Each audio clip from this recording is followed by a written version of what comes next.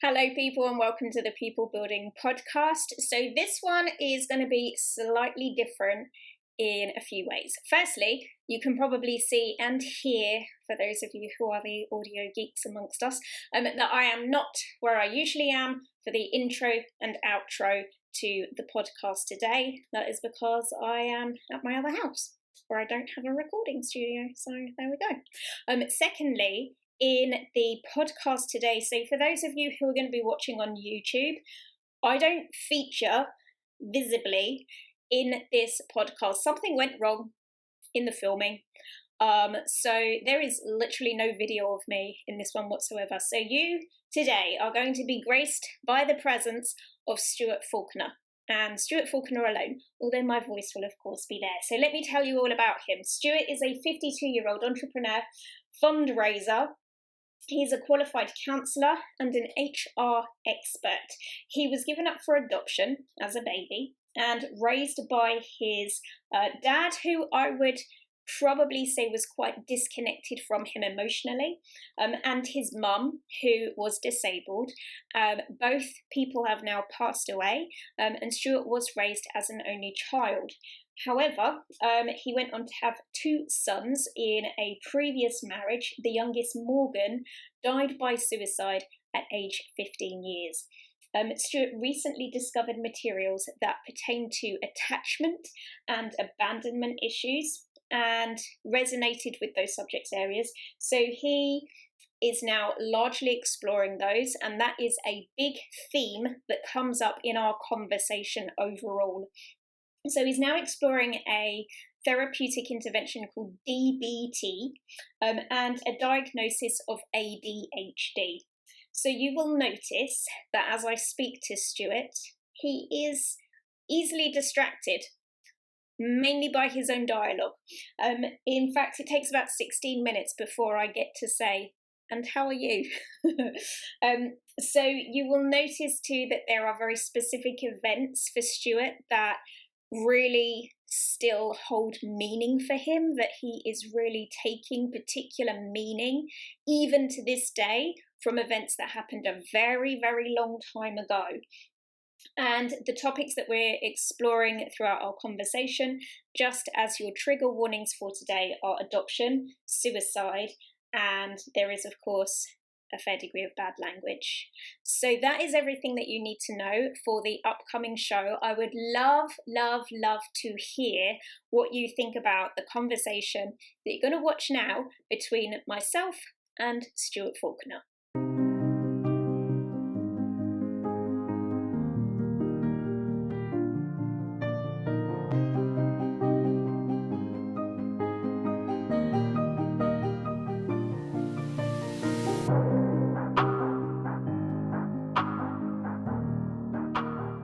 So how are you? I'm all right, thank you. How are you? Well, I started my DBT yesterday. Oh, is this good? Is this a good story? Do you know what? There's 400 fucking You're recording, aren't you? I am, yeah, but don't worry about it. I'm going to swear at some point. We know it will happen. Excellent. There are 400 pages of worksheets and handouts and work to go through, and so remind me what it stands for. DBT. Dialectical? Yeah. Dialectical behaviour therapy. What does dialectical mean? I don't know. I don't know. I haven't. Okay, fine. Word. But what I can tell you though is that it's it's skills-based learning. Okay. As opposed to CBT, which is more about your intellect, sort of thinking through a problem and creating different coping strategies. Mm-hmm. This is about skills-based learning, about being able to actually practice a skill, so that as and when you feel anxiety, you can fall on this skill to actually create a new coping mechanism. Okay. Because my issue, which if I can explain properly, is called dissociation. Yes. This complete difference between my intellect and my emotional reactions. So the first session was last night, and just as a little example, the one thing we were talking about. Shall I get the book? I'll be 2 secs, yeah? Yeah, go for it. Oh. So it's called Wise Mind, States of Mind, talking about the intellect being the reasonable mind, and then you've got your emotional mind. So you've got 2 circles, and they merge in the middle. In the middle is the wise mind. There's like your Venn diagram, yeah?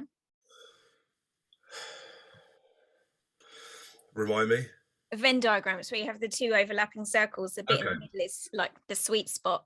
Exactly, yeah. So a reasonable mind is someone who intellectually processes a thing, takes the emotion out of it, and has very much a logical response to an issue. Okay. Whereas the emotional mind reacts purely by emotion.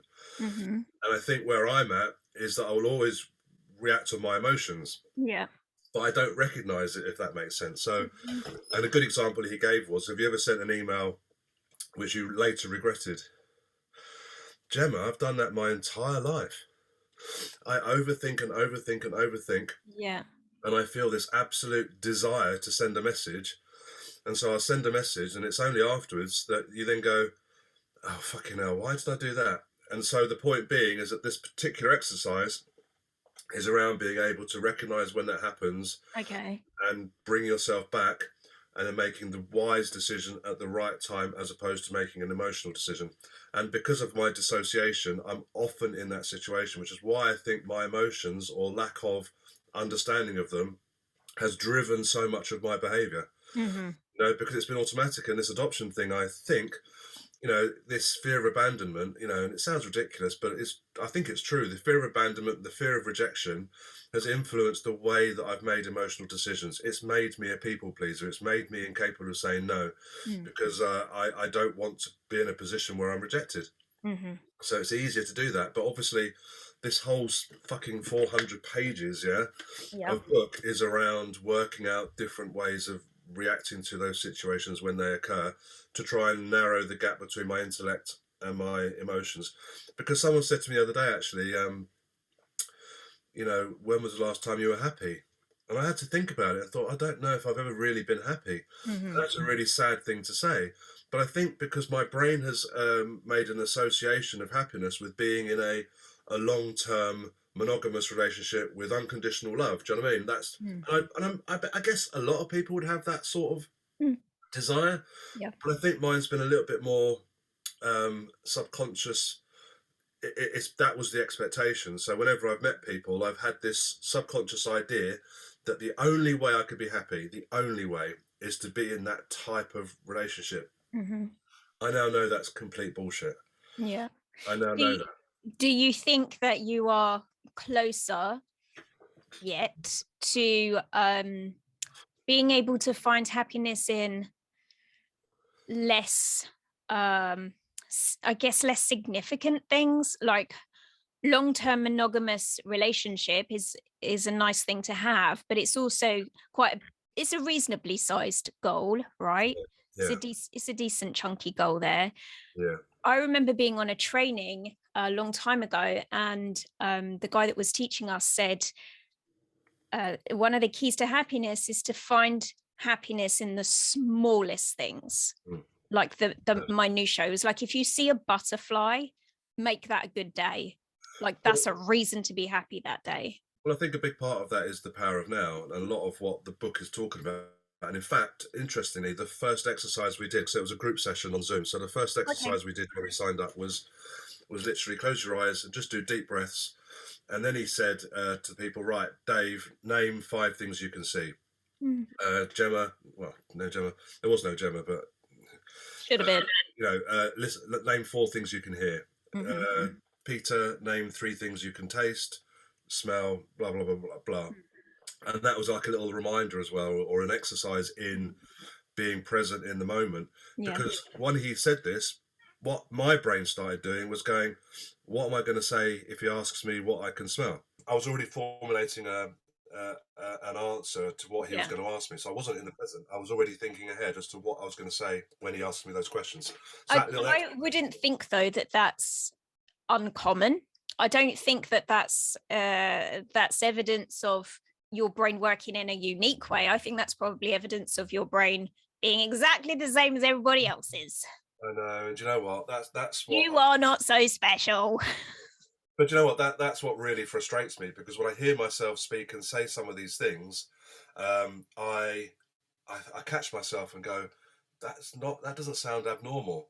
That sounds completely normal. But maybe I'm the one that's just overthinking things, and I don't want to become too personal and stuff like that.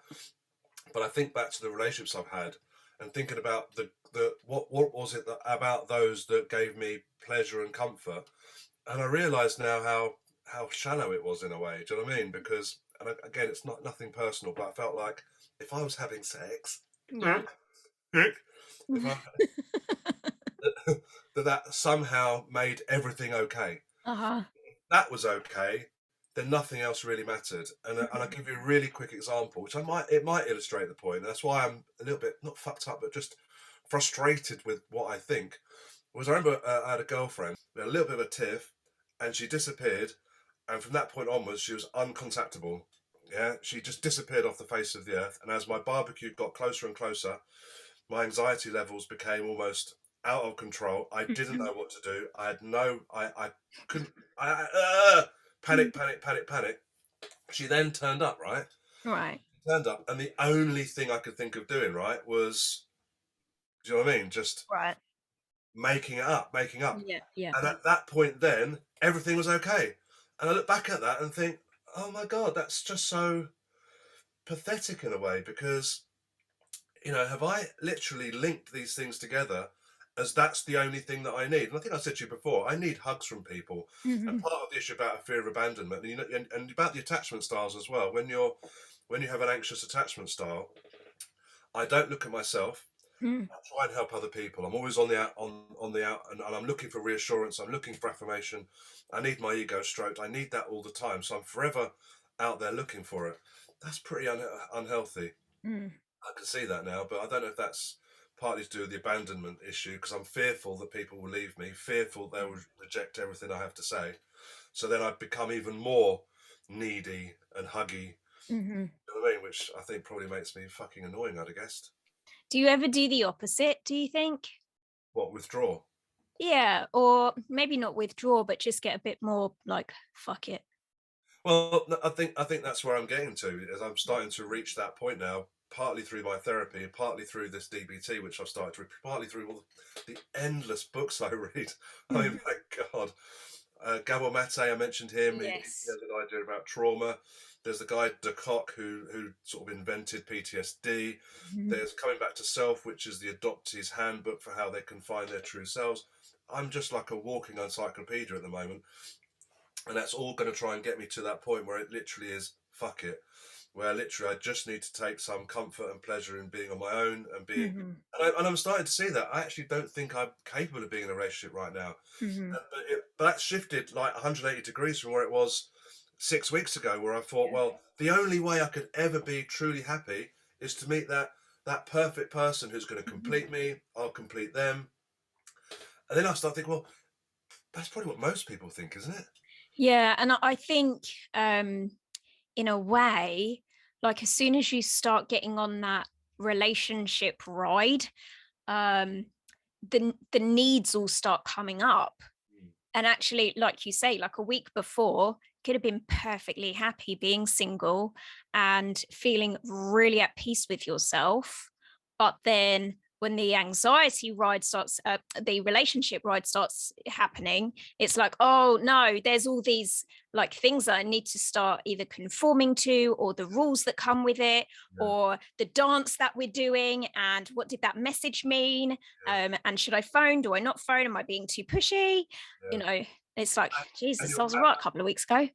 Absolutely, absolutely. And I'm so much better equipped now in the sense that I'm starting to recognize these repeat behaviors, which is great. But also I feel pretty overwhelmed in a way, and I could be tearful at any time, thinking about how far I've got to go. Yeah.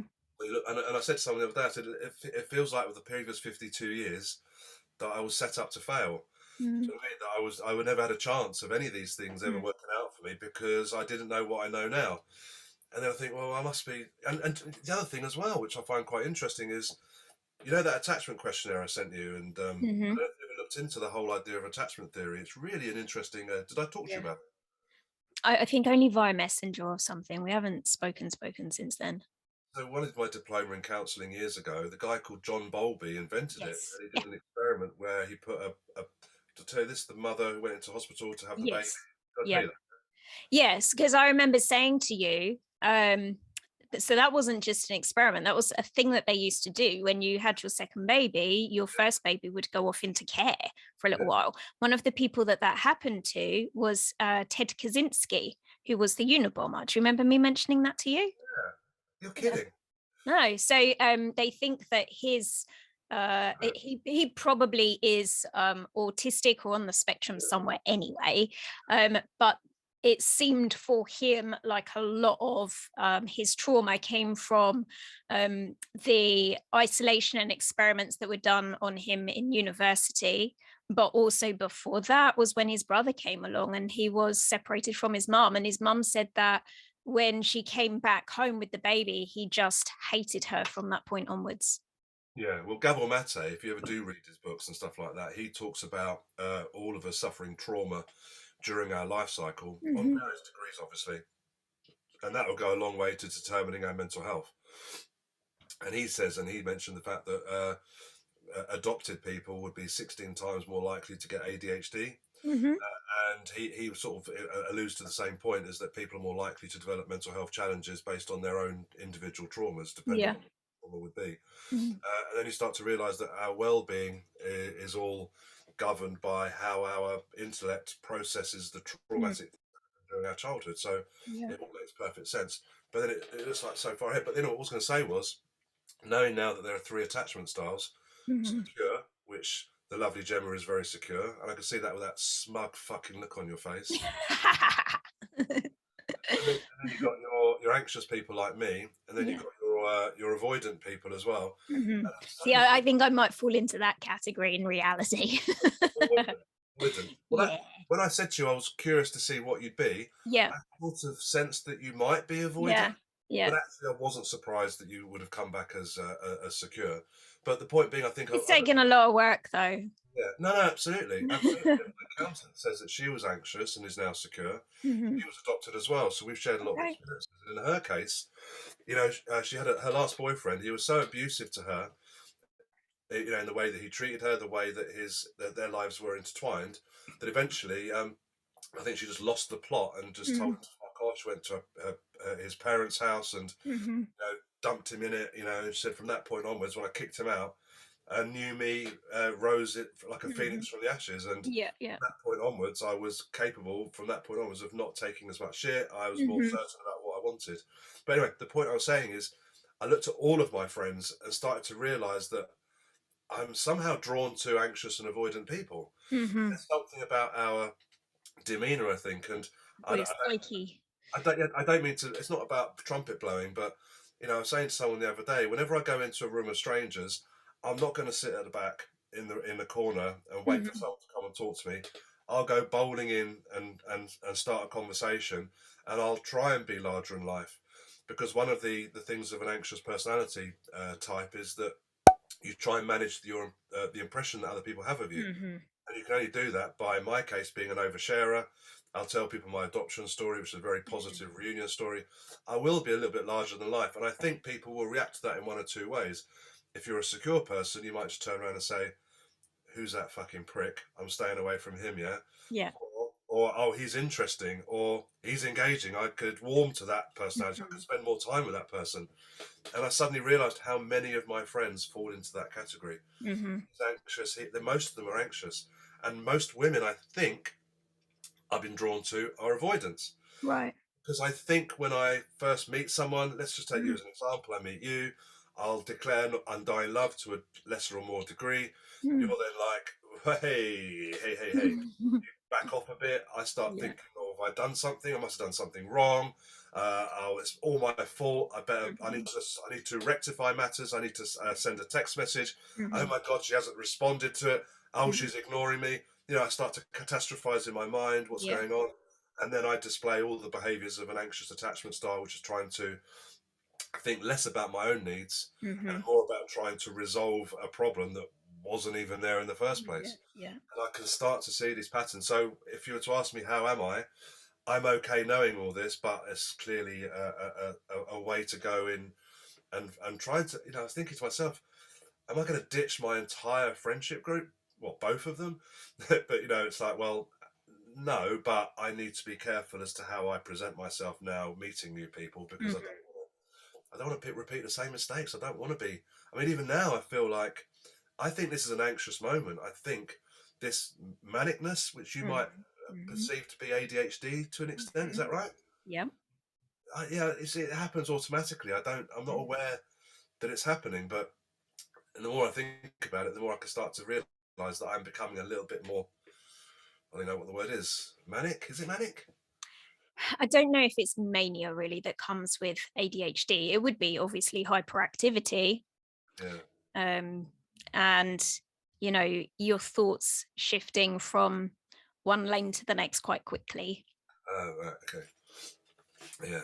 So I'm hoping that this whole DBT thing and hopefully the more time I spend with secure people, I think would Mm-hmm. be, because I don't mind sharing all this shit, you know, and Mm-hmm. the right secure people won't judge, you know, they No, won't. and I think it's also about being around people that help you to be grounded.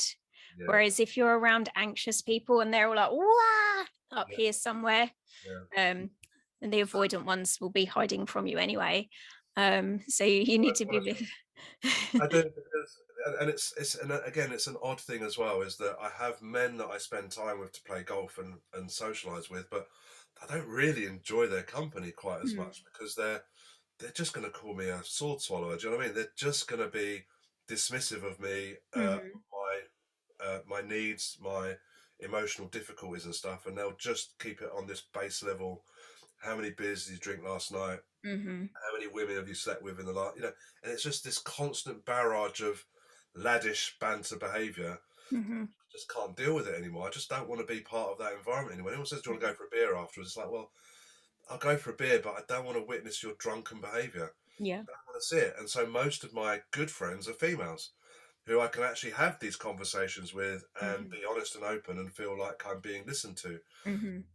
But I don't know if I need more men like that. I don't know why I'm thinking about it, Gemma, to be honest with you. It's just I'm in that headspace where I'm doing a lot of thinking, and sometimes it's helpful, and other times it's a pain in the ass. How will you know when you've got to where you want to be? Um, I think people like you will know. I think people Mhm. who are around me will witness the differences. Okay. My It's accountant, feedback coming from yeah, feedback from others. I think so. I think my, you know, I think my accountant, has provided me with some feedback and says I'm very different now to the way I was this time last year. Hmm. Um, I think my ex-wife has said the same. I think some people have said that. I don't witness it in the same way because I'm still Hmm. stuck up here in my head a Yeah. little bit. I mean, we don't know each other that well, but I wouldn't know Mhm. if you could see a difference between last year and now, or even when we first met and now. I don't know. I don't. I guess we don't see it when we're in it. Yeah. Uh, you're definitely more self-aware. That's for sure. Yeah, okay, I know that, but I don't want. I also don't want to become a boring partner. No. Do you know what I mean? And that this is the only thing I ever get to talk about, and it's the only Yeah. thing that's dominating my thoughts. When there are things I can enjoy, there are things I can do and have fun. Hmm. But am I making it a bigger deal out of things? So I think I flatlined through a lot of life, but I've always quite enjoyed myself. But Mm. is that weird? I can see humour in anything, right? And Mm. I've always felt quite relaxed and chilled out and laid back. I haven't felt like I've taken things to heart too often.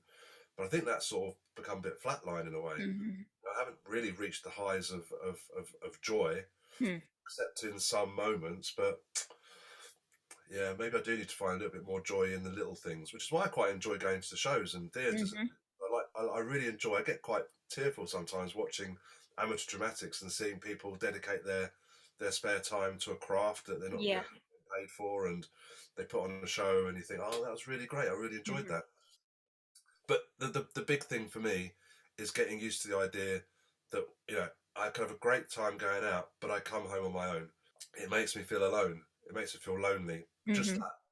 I need to get past that little moment, so that Yeah. I feel okay being on my own and feeling content with it. And Mm. I think I'm on the way to it. But then again, it's I'm just starting. Yeah. Early days. It is early days, but like this time last year, I don't know if I told you, I was meditating the whole time, Yes. walking. I'd lost weight. I was, in a really good headspace. I never expected in a million years that this was going to happen. I never expected to watch that video and suddenly realize why I'd had this anxiety in my life all of my life. Mhm. it completely hit me for six, completely turned everything upside down. But then realizing that actually the hard work starts now in a way. Knowing it's one thing, doing something about it is really quite different. Yeah. Yeah. And in a way, that happening when it did was a good thing, because you had done quite a lot of foundational work on yourself by that stage anyway. Whereas if you'd have perhaps come across that information, you know, a year earlier, before you were meditating and before you'd got yourself in a much better headspace, it either wouldn't have landed right, or it would have hit harder. Well, I think the thing is that if I hadn't have known it, I would have continued to be of the belief that it would only be a relationship that would make me complete. Mm-hmm. I would have met someone along the line, right? And I would have found myself in a relationship with someone that wouldn't necessarily been the right person. Yeah. Convinced of it, 100% convinced that the same issues would have cropped up in that relationship as all the previous ones, because I didn't know enough about it and I wasn't aware enough of that particular issue. Yeah. What I do know as well is that all of the clues, all of the jigsaw pieces, I was already aware of them. Those little pieces of jigsaws I had discussed and well aware of for the previous 15, 20 years. I'd always known that I was neglected by my mum. I always knew that I was adopted. I always knew that I had an issue with self-esteem. I always knew I had an issue around relationships. I always knew all these little pieces of the jigsaw, but I didn't know the glue that put them all together. Yeah. And that's what this diagnosis of adoption, of abandonment issues, has meant to me, was realizing that so many of it was driven by a behaviour that I had no control over. A little bit like, did I mention this to you? Paul Merson, the footballer, he did a documentary on gambling. He was a footballer who, do you know who he is? No. He played for Arsenal. He developed a drinking problem, started doing coke, and then he had a gambling habit. Okay. And so that was like 20 years ago, and then he's retired now. But he did a documentary because the gambling is the one thing now that he can't get past. Right. And so he went to sort of do a whole documentary on it. And part of it included going to have an MRI scan. Had an MRI scan, and while he was in there, they flashed images to him to see how the brain would react. And you know, the MRI flashes up coloured bits of the brain. Yeah. And so the 4 sets of images was family, food, nature, and a casino. Right. And so then they showed him which parts of the brain were affected when each of the images were shown up. And would it surprise you to know that the casino demonstrated the biggest reaction? Is it the amygdala? I don't know. Yeah. The bit where the happy hormones are, whatever it is. Yeah. Yeah. Pleasure center. Yeah. So I think that was activated when he saw the casino. Yeah. And the doctors explained to him and said, your brain has now rewired itself. So that's what's driving your behavior, in the sense that you have to unwire those connections. And I think that's what's happened to me, is that those wires were connected a little bit wrongly when I was born, and that's driven a lot of my behavior since. So it's interesting to understand that, and also a bit, overwhelming as well, to think, well, how do you unpick 52 years of repetitive behavior, of doing certain things, thinking this was the right thing, thinking it was the right thing, and actually, you didn't know any better. That's why the dissociation, I'm hoping it has to. I'm determined to do it. Yeah. And you obviously believe that rewiring is possible, and that is such an important fundamental thing that you have to begin with.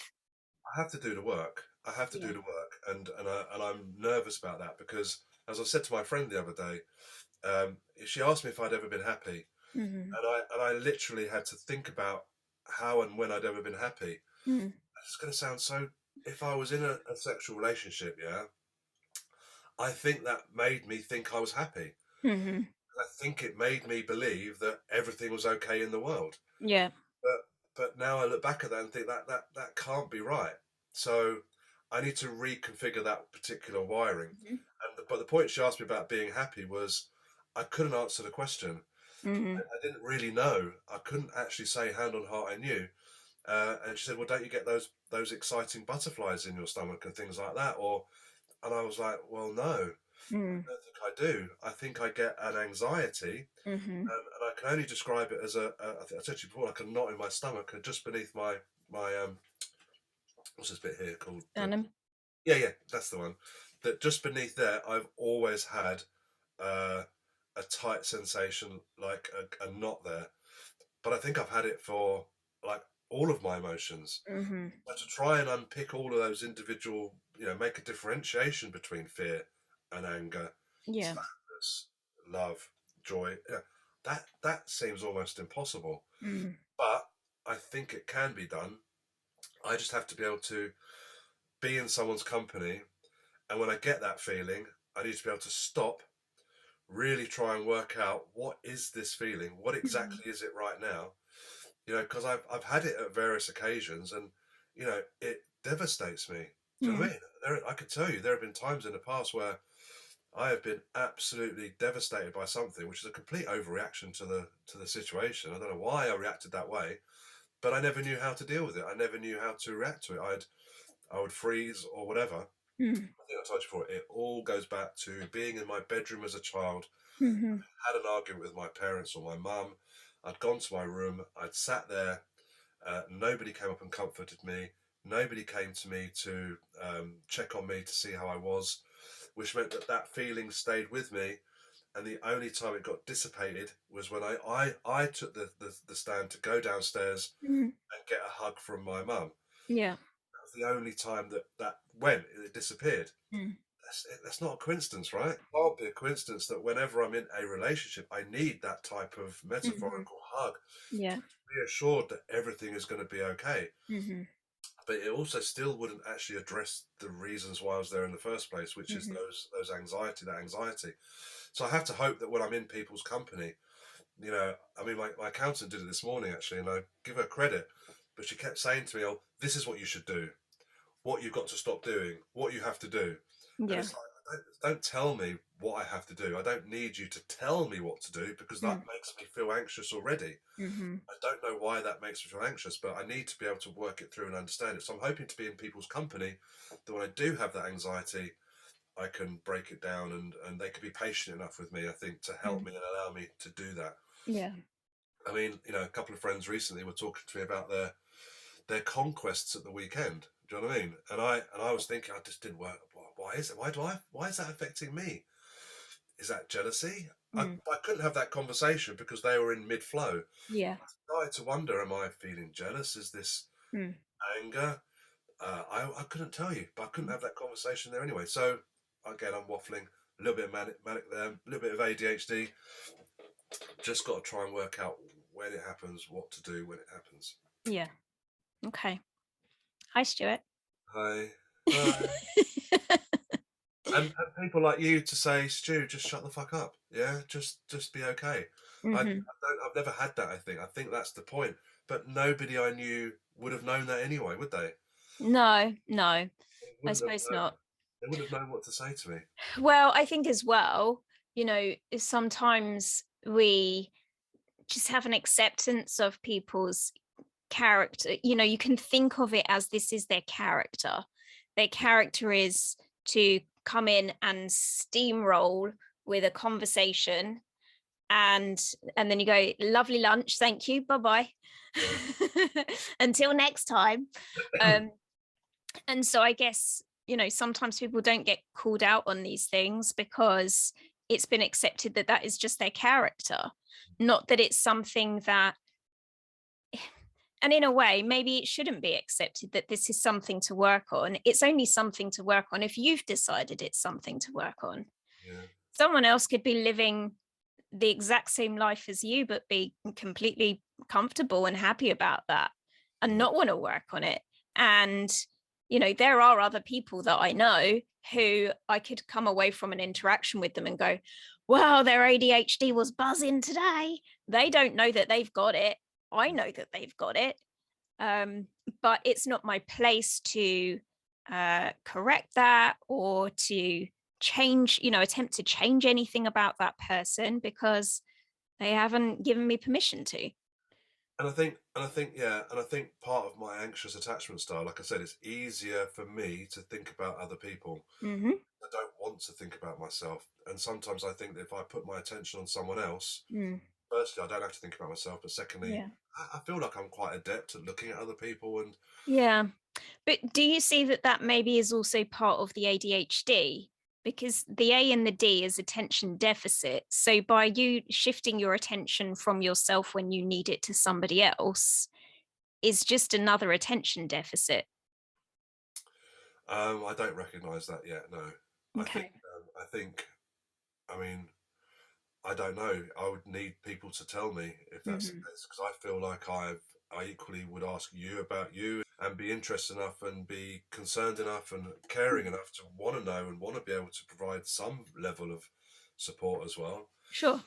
So, but I don't know the answer to that because not Mm. enough people give me And feedback. it maybe is a tricky one to call. It's a fine line, perhaps, between saying, I'm a caring person and a compassionate person, so of course I'm going to be interested in you. And also going, actually, perception is projection, and I'm just going to put my focus elsewhere because the real trouble's going on in here. Yeah. No, you're right. But it's always been easier for me to look elsewhere. Mm. And the idea that I focus on myself is completely alien. Mm. Completely alien. And I don't know if that's just an anxious attachment style or whatever, or it's the abandonment issues. It's probably a combination of both. Mm-hmm. I don't want to sound like I'm like special in the sense that I was also neglected. That's like a triple whammy in a way, or a double Mm. whammy. I've got an anxious attachment style. I was abandoned, that created a trauma, this developmental PTSD, and I was neglected. That those are three quite significant things to Mm. deal with. So I don't know if that makes me different to everybody else. I don't know, but it's the hand I've been dealt with. So Yeah. I need people like you and my accountant and people that my ex-wife to tell me, shut the fuck up. Mm-hmm. I don't mind that. I don't mind it. I've never minded that, as long as it comes from a good space, a Yeah. good place. And I think I'm learning slowly that people are not abandoning me. Mm-hmm. I felt over the years that people were, or that subconsciously I felt like I was always at risk of being abandoned. Mm-hmm.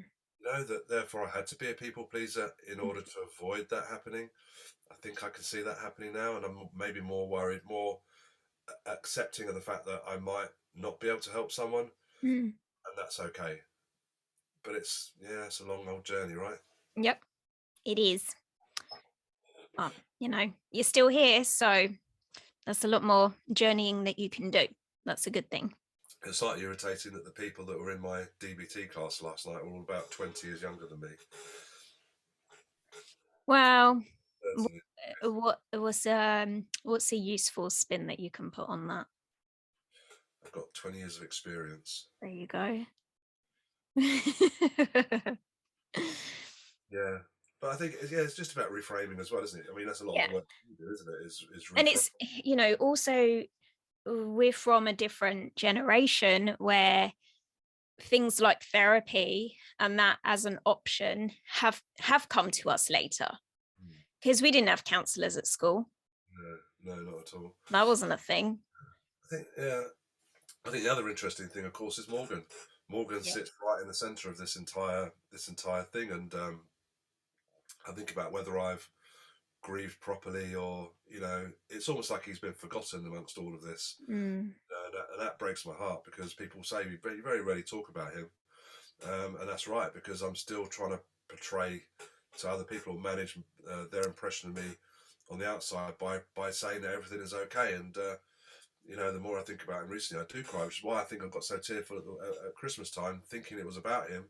But he's a big part of it, and yet he's not been part of this entire discussion around the abandonment. Although someone did say the other day, "Do you feel like he abandoned you?" And I think maybe that's probably right. Mm. Yeah. Do you feel with that grief, the way you said it then, it sounded like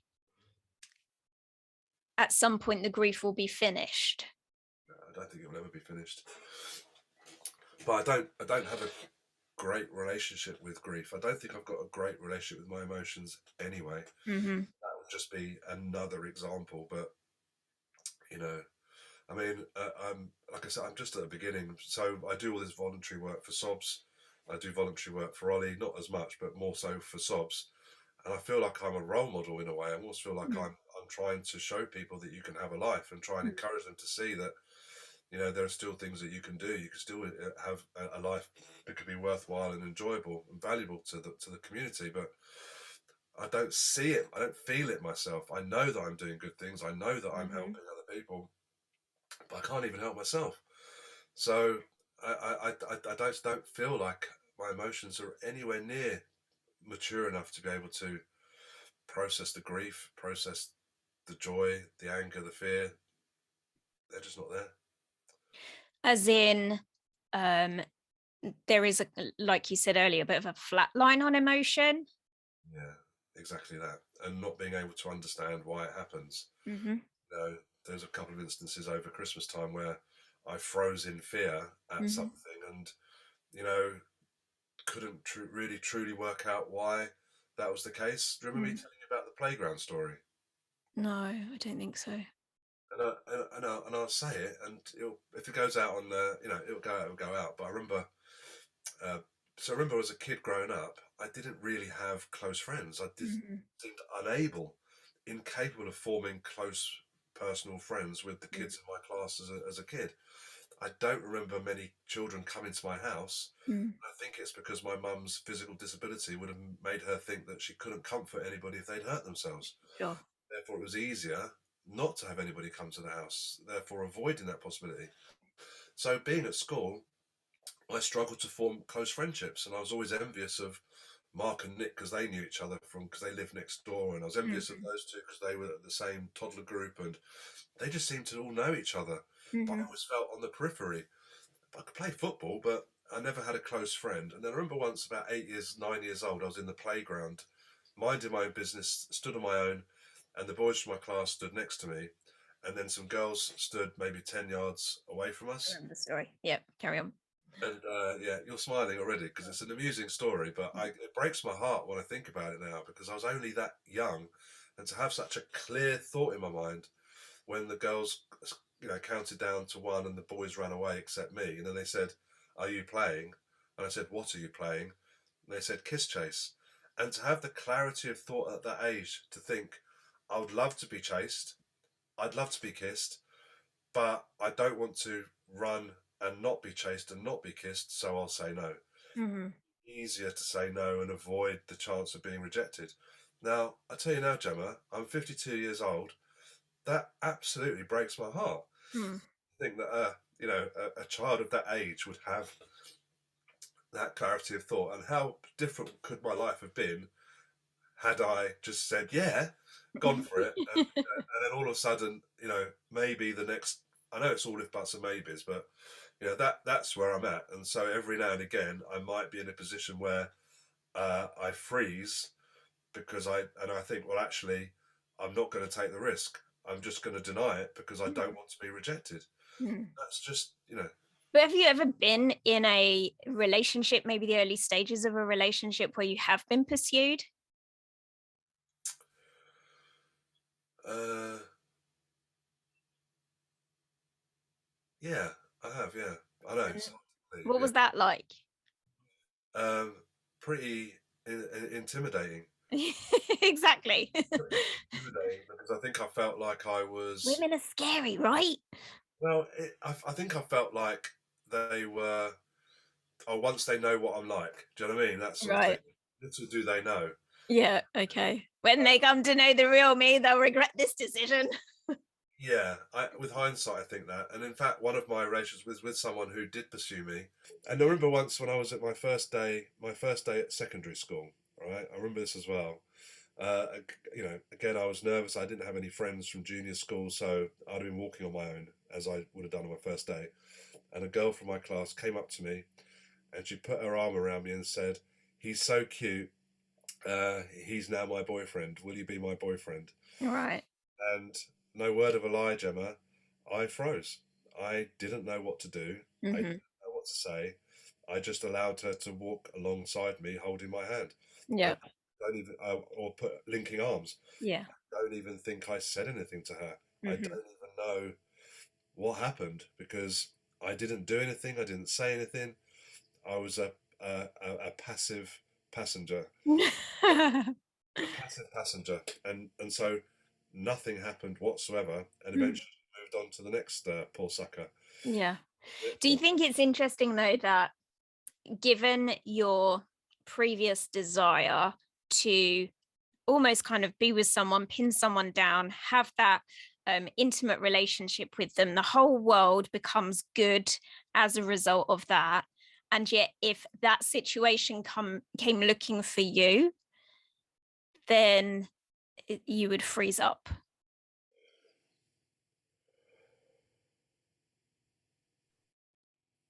I think I'd have to have utter faith and trust in the person to have a conversation like this. Mm-hmm. When I think, okay, again, I've only got my experiences to think about, and I remember, especially with that particular girl, I won't mention her name, but there were red flags. There were a number of red flags that I was aware of, but I never really addressed the reasons why she'd gone in the first place. We never broke it down and discussed it. And even now, Gemma, I might have told you this before. She, when we were renting together before we moved back into my house, and she told me that she'd asked her ex-husband to take her back. Right. And I ignored that whole statement. I ignored it. I didn't give it a moment's thought.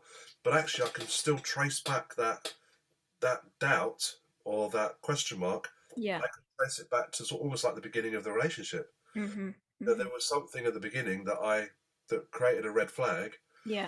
That I just didn't know, wasn't aware of, wasn't conscious of, so refused to acknowledge it, refused to address it. And what I'm learning now, which may be to my detriment, is to try and be honest and try and communicate effectively about what's going on for me, so that if anybody does come into my life, either I pursue them or they pursue me, at least we can break that conversation down. It sounds bloody boring, right? But actually, I think it's important. I do think it's important to actually break that conversation down so that you've got half a chance. Yeah. Because what I've done in the past in all of my relationships is ignore those red flags. And in fact, the only thing that mattered was my comfort, my hug, if that makes sense. And that metaphorical hug meant that everything was okay in the world. I mean, what is it the hug though, or is it the pursuit of the hug that's appealing? Because it doesn't seem as if it's as appealing if they're pursuing you. Yeah, no, you're right. It's the hug. It's the hug itself. Okay. That was the thing that made me feel okay. Everything was okay in my world. I could be anxious one minute, but if someone hugged me the next and said, "Look, everything's going to be okay," I'd breathe a whole deep sigh of relief. But I think now, that's a slight mask. I see now that that's a slight mask. So even if I did get that hug now, I'd have to be mindful that actually there was still an anxiety before I got that hug. And that's the bit that I have to focus on. Address, yeah. And so, and even like when you apologize to people, I think that's a similar sort of thing, is that when I send text messages or emails, or when I react from an emotional point of view, and then my brain starts thinking, what the hell have I done? My first instinct is to, how can I rectify the problem? Looking for a metaphorical hug. Yeah. And when I get it, all is well in the world, but it shouldn't be, should it? Because I still did it in the first place. So being tried. So your question was about whether it's the hunt for the no, I don't enjoy looking for the hug. Hug was the answer. Well, no, not enjoy. I don't think enjoy is the word. I think, like the guy you mentioned earlier, the footballer, who is the gambling addict. There is probably now very little about that behavior that he actually enjoys. It's just that a need is being met. And so I think sometimes our seeking of meeting the need is more not enjoyable, but perhaps more fulfilling than actually having the need met. Yeah. And I remember an ex-partner saying to me, "What are your needs?" And I didn't even know. I couldn't have answered that question. I wouldn't have understood it. I think now to Maslow's hierarchy of needs, and I think about what are my needs. I think I know what my needs are now, It's the connection. Mm-hmm. I understand it's that connection, but I've also got to recognise that I don't know if I can connect right now without having firstly worked on myself, Yeah. and secondly having the relationships with people that can validate me. Yeah. Does that make sense? Yeah, it does. I guess in my mind, I would be thinking, how do we break down what connection is? Like in reality, what does that look like? What are the values or beliefs that you have that allow your mind to go, and now I feel connected? Yeah. I don't know yet, because I feel like I challenge all my friends all the time, especially my female friends more so than my male friends, because I think my male friends, I don't need to go there, Yeah. because they're still going to turn around and call me a dick anyway. Mm-hmm. So that's less an issue there. But I've never really gone seeking for their approval. Do you know what I mean? I've never really felt like I've wanted their approval. It's usually been women. Yeah. And I feel a bit funny saying that, because it makes me sound like I'm some sort of Casanova out there. But it's never been like that. I've never been a one night stand type of person, needing these little emotional connections on a one night just to fulfill a need, because I'd have felt shit about myself the next day anyway. Yeah. So it was never about that. But I do feel this need to connect with women to an extent. And there's a theory that it's because they're, Mummy. yeah, all right, yes, that they're my birth mother. Yeah. I'm trying to recreate that missing bond in a way. And I think I've sought that as well. But I don't know quite what to do about that, because I still prefer women's company than men's. Yeah. Well, maybe as well, though, that's because you are at this moment in time invested in seeing the world through an emotional lens and, processing what's going on for you. And typically speaking, that's not something that men usually enjoy. They need it, but I don't think it's their go-to is to sort things out in that way. No, it's not. And sometimes this also irritates me a little bit, because I feel like I'm the odd one out. When I compare myself to my male counterparts in a variety of different settings, I just feel like I'm odd. So I went out at the weekend, and the guy's pulled some bird and gone back to her place, and then my rational brain is thinking, why can't I do that? Why can't I do that if that sort of fulfills an immediate need? Yeah. But then my emotional brain will go, well, you don't want to do that, because you won't have the confidence, you won't want to be in that particular situation. You're not going to be emotionally connected with someone under those things. But then I think, well, that's just all about me. It can't be a coincidence that 75% of the people that attend SOBs are female. 75% of the women that attend the adopted group are female. So I seem to have more in common with females. I should have been born a woman, right? Are you telling me that you're looking to transition? No, I'm not, Gemma. No, okay, just checking.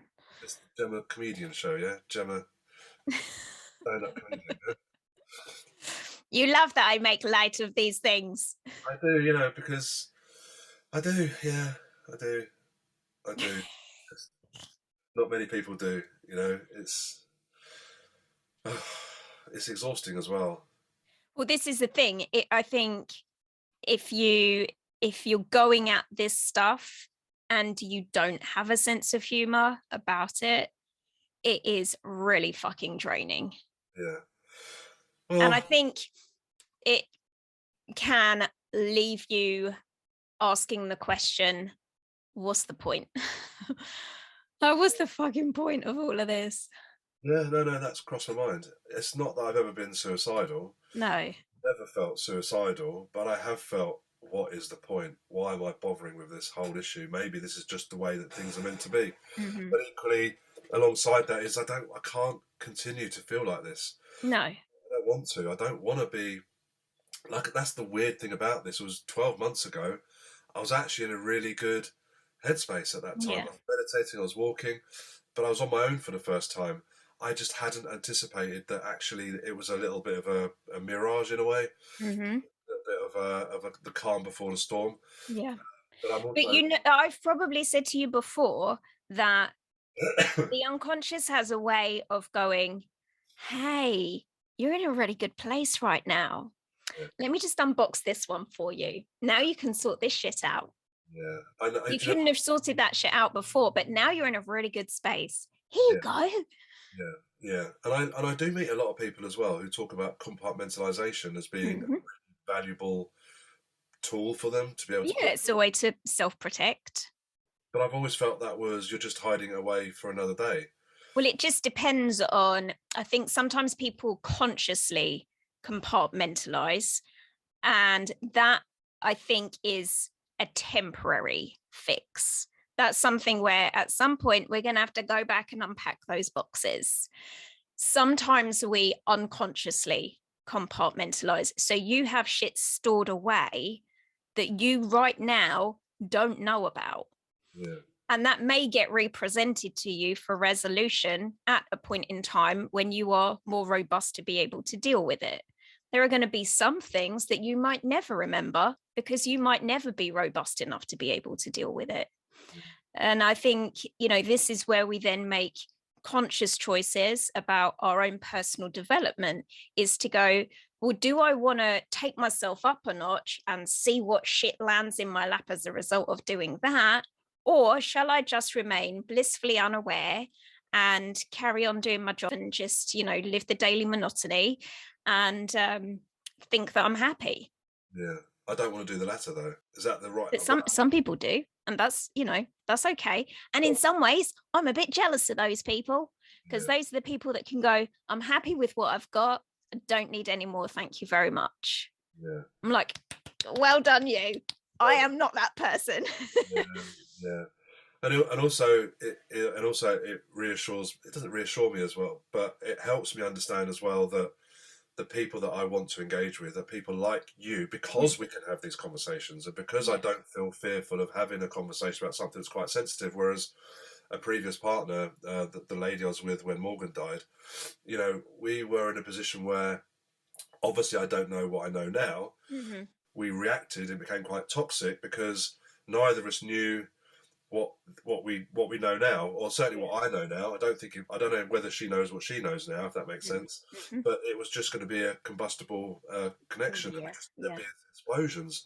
Yeah. So, but I feel like at least I know this now. So, well, I think it comes into, as much as you might not like it to, it comes into everything that you do, because that whole idea of there might be some stuff here hidden in the background, and either I'm going to make a point of figuring out what that is and looking at it and resolving it, or I'm just going to make myself better. And now, lo and behold, this stuff has got represented to me and I've got to deal with it whether I like it or not.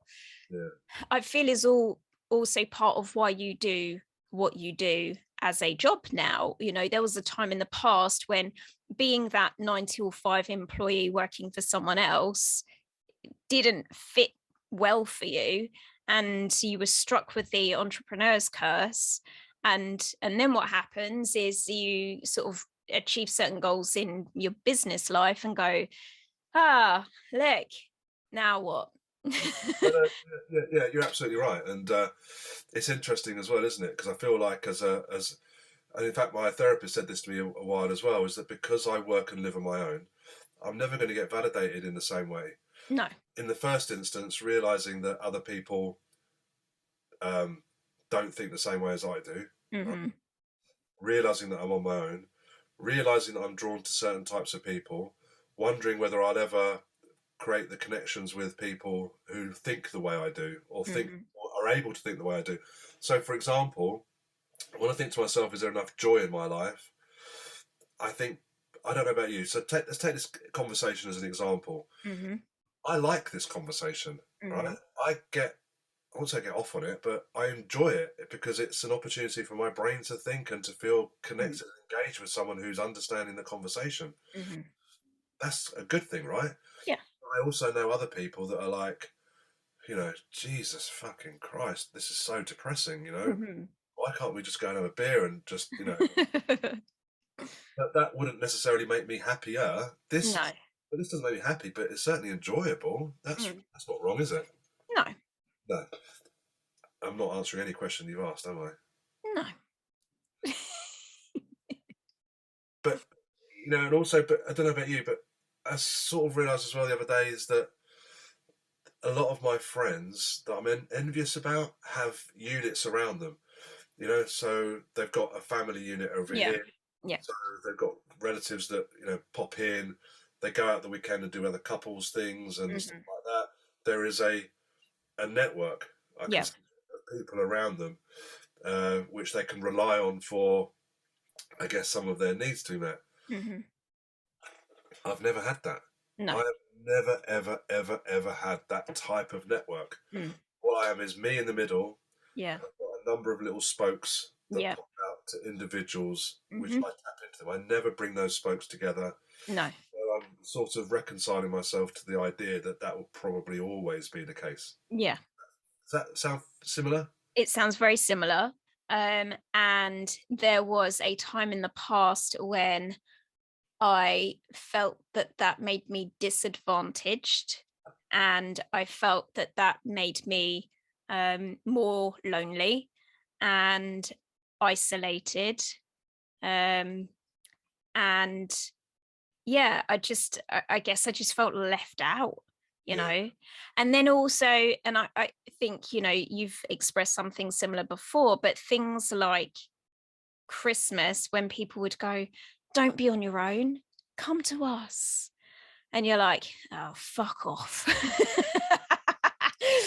Yeah. And it's like, no, like I'm not like a waiful stray that needs bringing in from the cold. But at the same time, like simultaneously would be thinking, but I'm so alone. And I don't know when it shifted or how it shifted, because it may have been quite a gradual thing, but I see a lot of my circumstances now as freedom. I'll be honest, I think probably a lot of it has come from the fact that I do have family, not so much now, did have family, but actually a lot of those relationships have or were about me supporting them. So it was very, it required a lot of my output, but I didn't get replenished. Yeah. Well, that's actually very similar to me and my mum. My mum being disabled. Well, actually, that's a similarity in a way. Although my mum had a physical disability, I realised that I could never go to her with my problems. I could never go to her with any of my dramas in my life because I felt like I'd be adding to hers. And how could I do that to someone who's got a disability who struggles to get up every day? Yeah. So I can relate to that in a way. And also, it was always easier for me to help other people. So someone says, "Can you do this?" Well, yeah, I can. Yeah. But you're actually very. I admire that idea. That's an ambition of mine. Is the freedom. Yeah. And I've got the freedom. I've got the freedom to do what I want, and I like But that. you're not enjoying it yet. Not quite. No, not fully. No, not quite. Even though, I mean, I'm still working it through. I actually got a very good life. You know what I mean? And I think about the life that I have, and it's not. I don't want it to sound crass and shallow, but like, I can play tennis. I play tennis twice a week, on a Wednesday evening and a Sunday morning. I play golf on a Saturday. I might play during the week as well. I volunteer for 2 charities. I support people in a variety of different ways. So I feel like I'm doing good for other people that maybe may need my support. My business is doing really well. I've got a lot of good clients that value the work that I do. I've got a lot of good friends that, I can go out whenever I want. I've been out for dinners with friends. I've gone out to shows. That's all great. So I'm not a million miles away. Do you know what I mean? I'm on the periphery of being really happy. Yeah. This little adjustment to the way that I've managed my anxiety, and I don't want it to be. And I think you asked me 6 weeks ago. I think it would have been that only being in a relationship would make me happy. That would be the only thing, because my perception then was that would fulfill the need of being needed. Yeah. Being loved, unconditional love, etc., etc. I now know that I don't need that, which is a really positive thing. But I haven't shifted enough to make it okay, because I still crave connections. If that makes sense. Yeah. I still have that desire to be hugged to an extent, Mm-hmm. yeah. To feel like someone could hold me and go, you're gonna be okay. I've Mm-hmm. got you. I think I need to move past that bit at some point because it's still a subconscious desire, you know, a real need for me to get that because I never got it from my parents. And, you know, it sounds really sad, but they never said they loved me. They never said I did well at anything. Mm. It wasn't their fault, you know. Yeah. And you, we should be talking about you as well, right? Not really. It's not my show today. I think what's been interesting though is always hearing other people's stories and comparing it or trying to sort of check out the similarities in a way. Mm-hmm. So a lot of the adoption stuff that's interesting is the whole principle of the triad, the three Yeah. people involved in the adoption process: me, the adoptee, the adopted parent, and the birth mother. Yeah. And hearing other people's stories of their issues. Did you know there's a whole movement of people that are trying to ban adoption? No, I did not know this. A lot of them view it as trafficking. Wow, that's interesting, isn't it? Did you ever see, I'm sure you have, but the Netflix documentary about the twins who got separated? There's the three twins. Yeah, the triplets, the three twins. We shall call those triplets. Yeah, you must have seen it, right? Did, yeah, loved it. Yeah. It's just an experiment. But what, you know, there are so many things about that show that I remember. One was that it was an experiment in the first place. Yep. Middle class, upper class, lower class. Yeah. I loved the fact. I really was really touched by the ending bit of the show when they said that when they got together, everybody was so focusing on the similarities Mm. that they never looked at the differences. And so when Yeah. someone said, "Oh, my favorite color is blue," well, that's mine too. Oh my God, look at this! It's like amazing. Yeah. Or when he finishes my sentence and things like that. But you know, this happened to me in a way as well, because you know I have a older brother who was given up for adoption.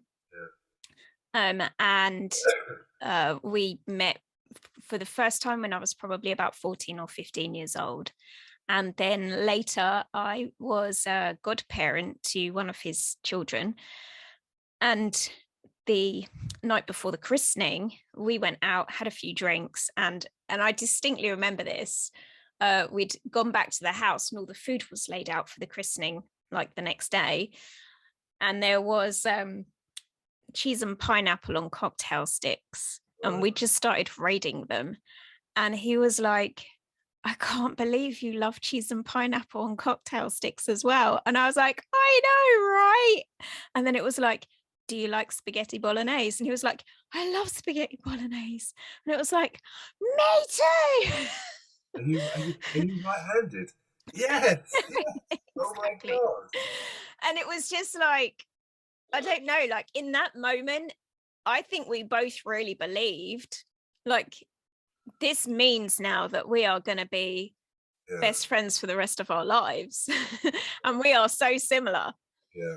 And we are so not. And that was the end of that documentary. Do you remember when they said they all celebrated the similarities, but it was the differences that were explored, and one of them took his own life, didn't he? Yeah, that's right. Yeah. And that was horrific. A big part of this booklet that I'm working through as well is the understanding that you might have a thought in your head, that is a belief which could be unhelpful, it could be really unhealthy, and actually what you need to be able to do is like perceive it differently. You know, is that really true? Mm-hmm. Might think this, is that true, or are you just you exaggerating it, etc., etc.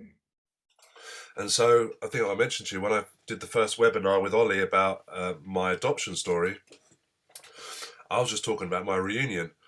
You know, my reunion was a very positive one, and my birth parents in New Zealand, I'd get on quite well with them, and speak to them every now and again. But there were a couple of other stories of adopted people that I'd heard where they had got it in their head that by meeting their birth mother, it was somehow going to complete them. Yeah, that was my brother for sure.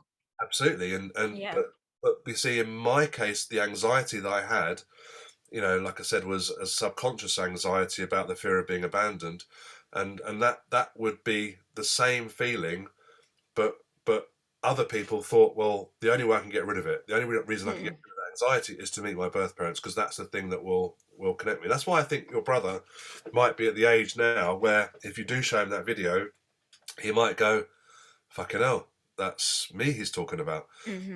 the two stories I remember, one was a girl she always knew her mum's name, and then she was watching TV one day.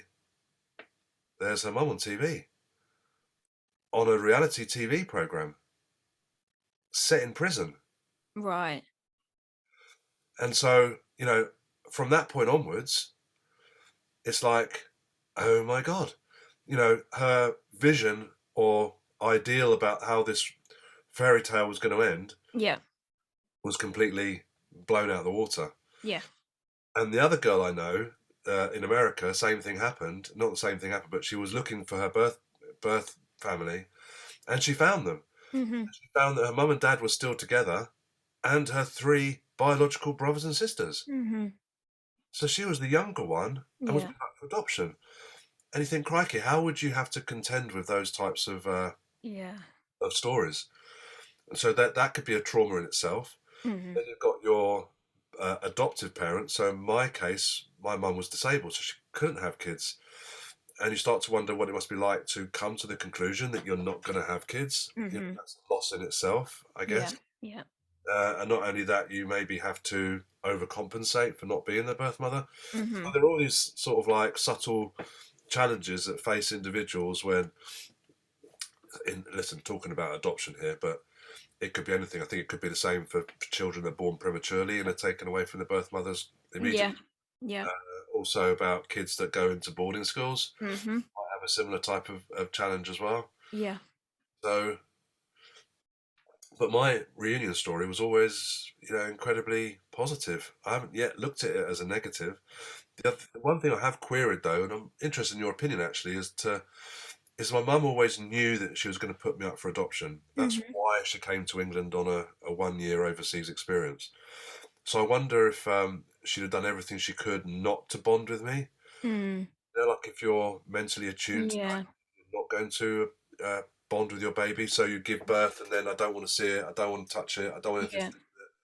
I've wondered whether I should ask her about these questions as well, or whether I'm just opening up an old wound. And certainly, as I keep saying to people, certainly in Morgan's case, in any case, is just ask the question. Yeah. What's the worst that can happen? You can ask a question.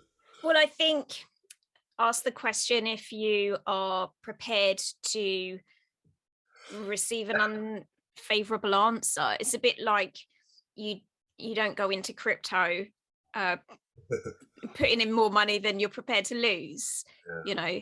So I think if you are conscious that, I feel like sometimes people ask a question because they want an assurance that the good things they think are true.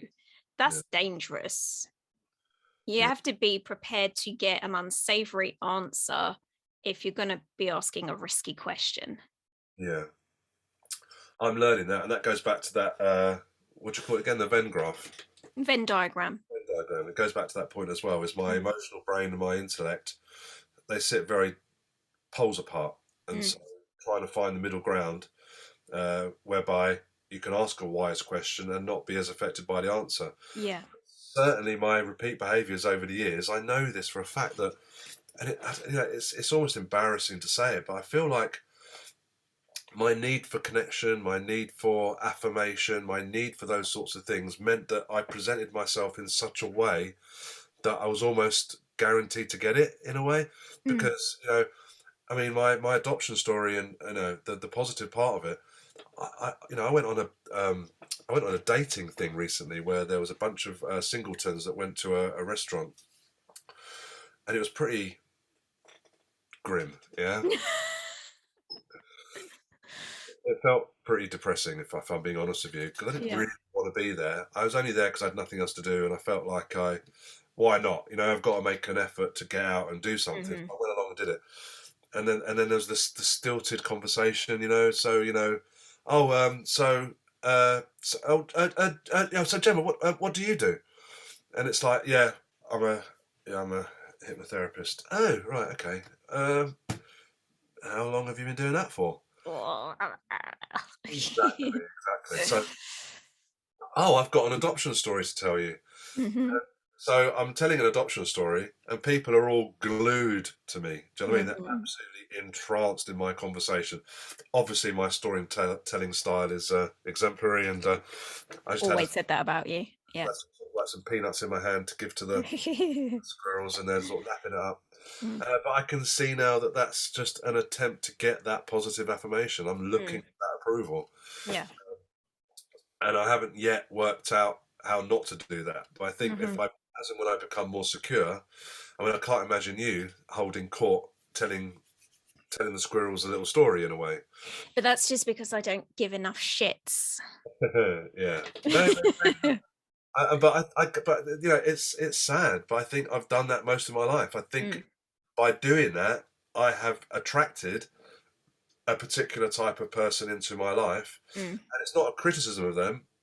It's not even a criticism of me. It's a comment. mm. It's a comment that, but not to know that you're doing it. That's why I get so emotional about a lot of this stuff, because you think, well, I never stood a chance. I didn't know any of this. Mm. You know, you must know from the networking world. You know, I have to go into a room and be the guy that people remember. So Yeah. I'm reinforcing at the same time. I've joined a new BNI group, and they all probably know that I'm adopted now. Yeah. I think I've told like a third of them, uh, you know, about Morgan as well, Right. because we're having a conversation of a networking event, and then, or sorry, a one-to-one with people, and then people have said, "So, have you got kids then?" And I've always made a conscious decision. I'm not going to lie about it. I don't want to Hmm. feel like I'm lying, but you know, I also don't want sympathy per se. It's like my sobs group who, again, between those scales, and realizing that I'm further down the pathway, I'm probably leaning more to this end of the scale. Hmm. I can go out, I can socialise, I can talk freely about Morgan, I can talk about his death, I can talk about I can talk about suicide, I can talk about that topic. Yeah. And then you've got a lot of other people that are nearer the other end of the scale who can't even leave their own house. Mm. They don't want to leave their own house because they don't want to have to face other people, because they don't want to be in the position where I am frequently in the position of having to confront people or face people who Mm. still don't know what to say. And this was 7 years ago. You Mm. know, the lady that I met the other day is just for a drink as well. She doesn't know me that well. Hmm. She said, and she's quite intelligent, quite secure.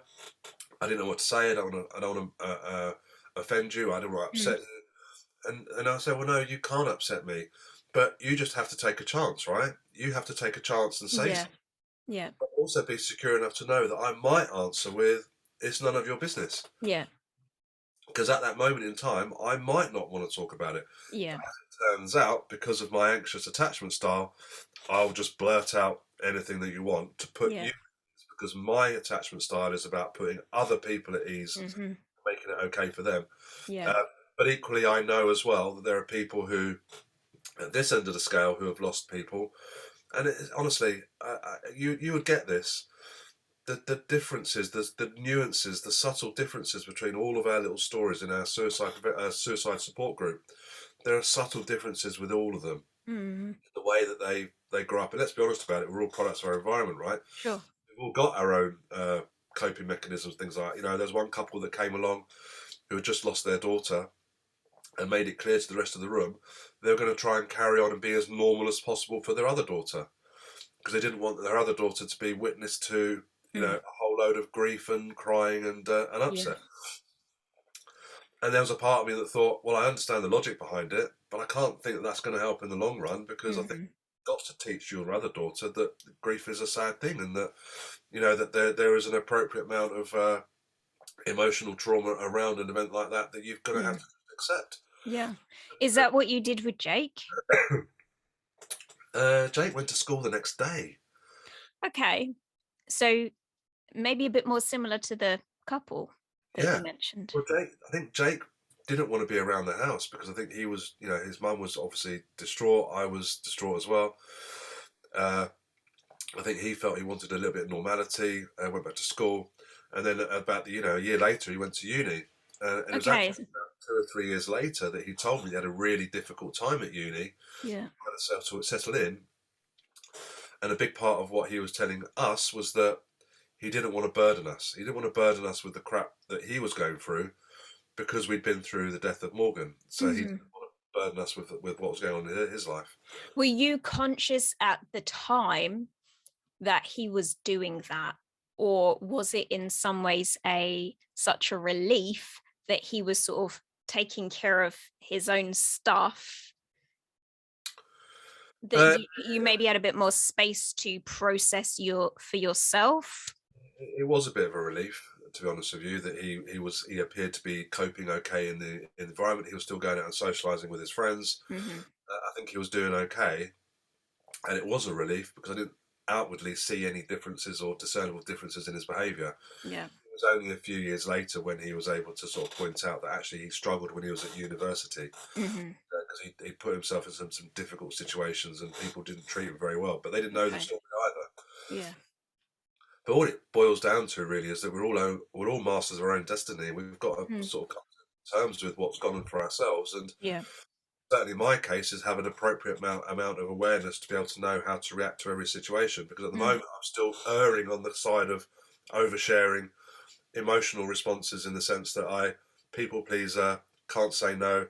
I still display those behaviours, make everybody else okay, and not make myself okay. And I guess that the thing is that was there before Morgan's passing. However, with Morgan's passing thrown into the mix, it's just meant that you've got probably more emotion to be able to share. It's exacerbated, absolutely. So, and it's the dichotomy for me was thinking, well, Morgan's death should be the most significant thing that ever happened in my life that will ever hit me whatsoever. And yet this situation now is making me more emotional than before. And actually, I think as well, in fairness, we're, as much as we might struggle with things like PTSD and issues later in life, we're actually very good at processing pain. And so it means that then, you can be aware that you've got old pain from historic stuff, but you don't live in the same degree of intensity every single day for the rest of your life, for every waking moment of the day. You're right. And so then when other stuff happens, it can still feel very raw, that can still, it can almost feel as if it's superseding anything that was massively traumatic that went before, because that's the one that's happening right now. Yeah, no, you're definitely right. I think what I realised... That's why women can have babies, right? and then have another one. Yeah, exactly. Yeah. So, I mean, the anxiety that I had before Morgan died throughout my entire life leading up to his death was always, it was always there. It was comforting, it was familiar, it belonged there. So when it belongs there, you feel like it deserves to be there. And then he died, and all of that became irrelevant in a way, because the grief was overpowering, overwhelming. It completely overtook anything else that I was feeling. But the coping mechanisms that I had, they were still in existence, which allowed me to carry on working. I remember taking phone calls from clients, 2 days after he died. Wow. I remember going to a meeting in London, like within a couple of weeks. I was getting paid for it, and I had to go in and have a meeting and function. I mean, that's almost insane. Yeah. To an extent. And then now I can see as well that the same coping mechanisms are still in place, which I'm trying to resolve a bit. But yeah, certainly I dealt with his death in a healthy way, I think. But I continue to use some of the unhealthy coping strategies. Yeah. Well, you did the best that you could at that time and continue to do the best that you can now. What are the uncomfortable questions, either that people are scared to ask or they ask, that are tricky for you? Morgan. Yeah. I get asked occasionally, how did he die? How did he kill himself? Okay. And I feel like that's an unnecessary question to answer. I don't know why you would ask that. Yeah. But I don't get... What do you think it makes people curious about that? I think they're like rubbernecking. Okay. What does that mean? It's like when you drive past a crash and you drive slowly. Okay. Like morbid curiosity. Morbid curiosity. I think you want to know. Okay. I think the more uncomfortable questions are more around assumptions and prejudices, and this perception. I feel that I think I might have told you I did a quiz once, and I offered free training to the entire audience, and only less than 5 people took me up on the offer. And I wondered about that for a long time and tried to work out why that would be. Why wouldn't you want to have training if you've got kids? You'd want it to never happen to you. So I sort of came to a conclusion that is that, well, they never think it's going to happen to them, which means they might have thought that it was likely to happen to me, or they're just in denial. Right. And so the questions that bug me the most are the ones like, did you not see it coming? You know, as if I knew it was happening and then chose to turn a blind eye to it. But those are questions more out of ignorance in a way, and I feel like I have to answer those questions with sincerity, which is Or do you think in that instance people might be asking more as a with hindsight? Yeah, they may well be. Yeah. But I just deal with the fact that people don't like the topic. They don't want to talk about it. I'm playing golf with a guy, and he saw my T-shirt with OLLIE on it. When I told him about it, he goes, "I don't want to hear about it. I don't want to talk about it anymore." Because he had 2 daughters, he couldn't bear the thought of it. In fact, someone that asked me, someone said the other day, "Do you feel like Morgan dying, that was him abandoning you?" That was like the most intelligent question that anybody had ever asked me. Nobody had ever asked me that before. So, but I think the thing is, Gemma, is that again, if you look at a scale of 1 to 10, I get all sorts of comments from and there are certain things that I not react to, that because of my attachment style, I'll take it and I won't respond to it. So a lot of people call me inspirational. I don't like being called inspirational because I don't feel inspirational. I feel like I didn't choose this. Yeah. This has happened to me. It's a bit like, Kylie Minogue being brave. I don't know what choice you have when you're diagnosed with cancer. You've just got to get on with it, right? And so when you're brave, you say, well, what's brave about me? Yeah. I think people just like to use those platitudes because it makes themselves feel better about themselves in a way. Yeah. So I don't get a lot of difficult questions because people don't really want to go there. Do you think that is? I don't know. It's almost like there is. I'm sure there are wars going on in countries that we don't talk about because it's a bit like. Grim. I might feel like I need to do something about it. I think that's one thing. And it's probably going to make me sad.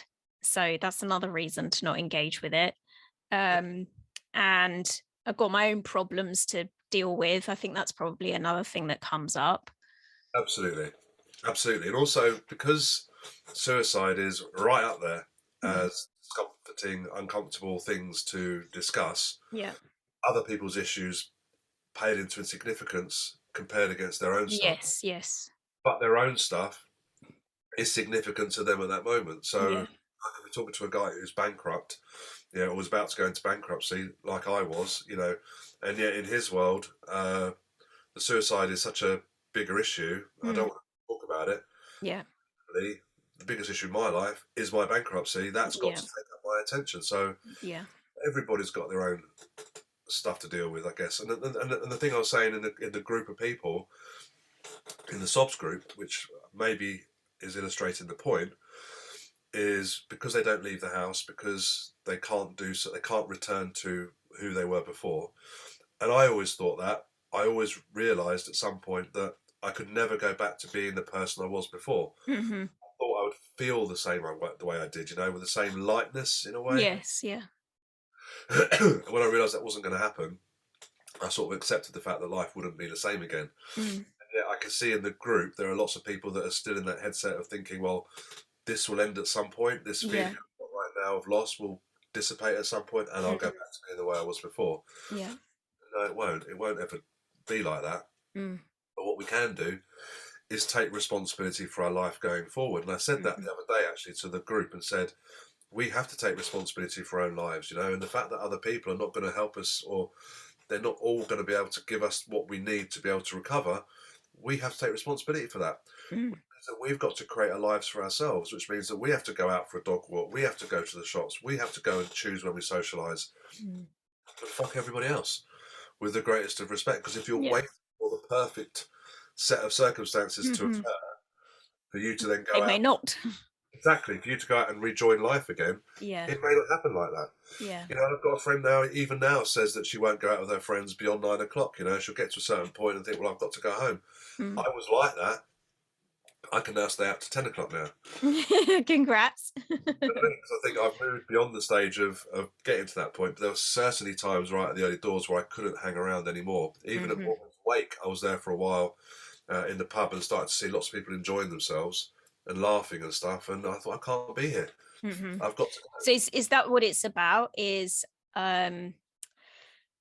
maybe an unfairness that people can still be having a good time in the midst of the sadness that you're experiencing?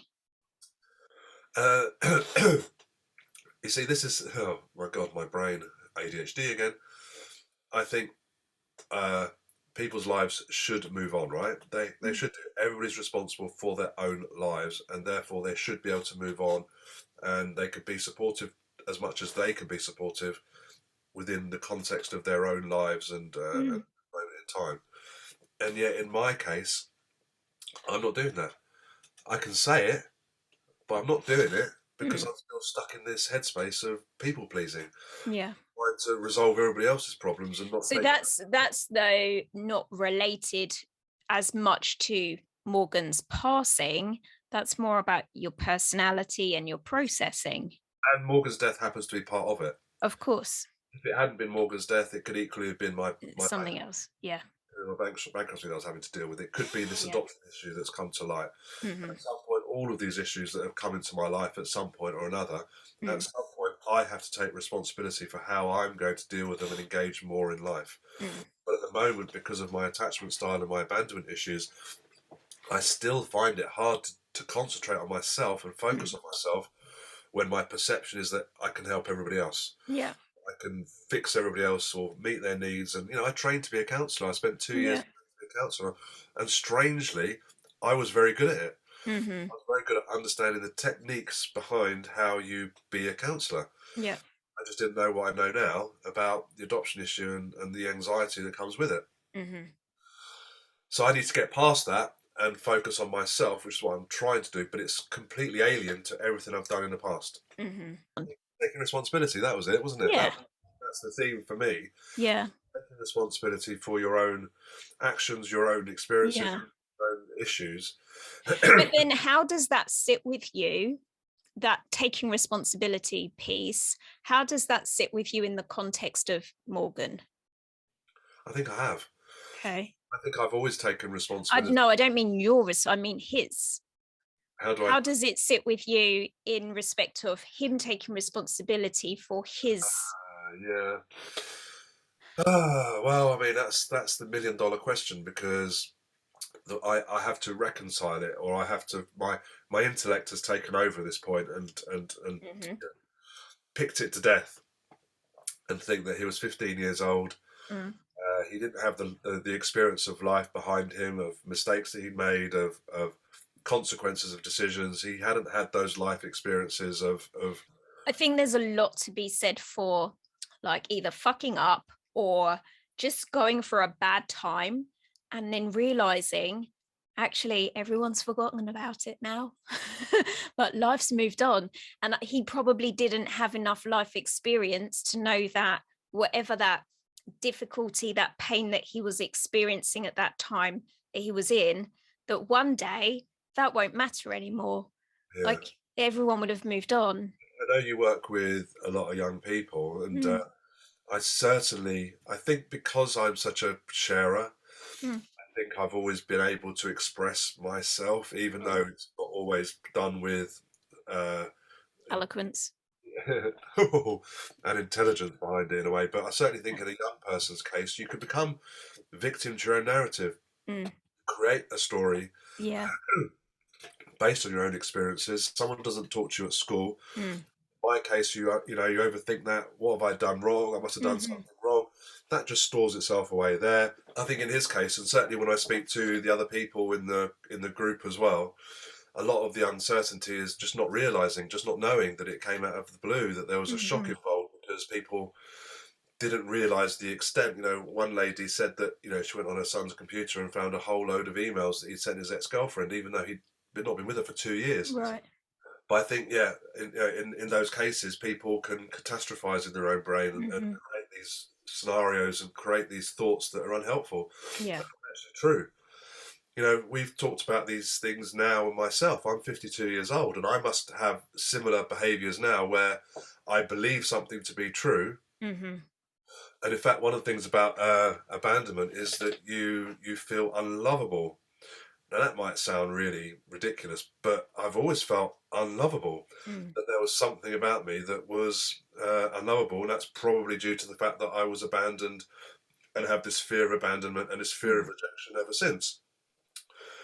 But if a child, you know, who's 12, 13, 14, 15, they're going to have similar sorts of experiences, I think. If you don't create those peer friendships that, you know, that validate you, and if you don't have a secure attachment style because your parents aren't secure, and actually that Bowlby experiment really quickly, which will maybe illustrate the point. So Bowlby did this experiment in the 60s and 70s. Remember, we were talking about it. And I think one of the experiences was mother takes baby into a playroom, baby sits on floor, mother sits to one side.